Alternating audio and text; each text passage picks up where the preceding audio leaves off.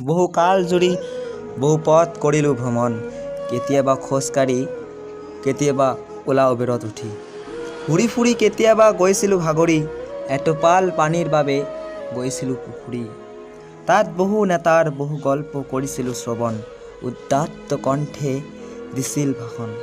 বুজিবকে নোৱাৰোঁ কোনটো শুনিম কোনটো ধৰিম, দুমোজাত পৰি যাওঁ কিন্তু আৰে ভাই এইবিলাক পলিটিক্স বুলি কৈ আকৌ আগুৱাই যাওঁ।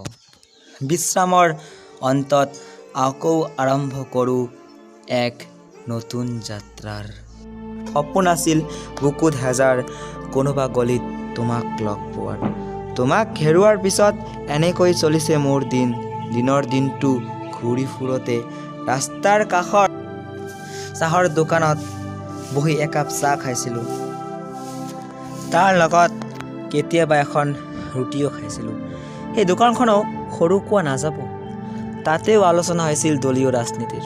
তাত বহু নেতাও আহিছিল, বহু শিল্পীও আহিছিল, অমিয়া সুৰেৰে নাৰীক দেশক ভাল পোৱাৰ শ্লোগান ৰচিছিল, জনসাধাৰণক বুজাইছিল আৰু নুবুজালৈকে কৈয়ে আছিল। পিছত তাৰ পৰা সিহঁত বিদায় মাগিছিল। শেষত লগ পাইছিলোঁ মই সেইজনক নিৰ্জন গলিৰ এক বিশালৰ আগত।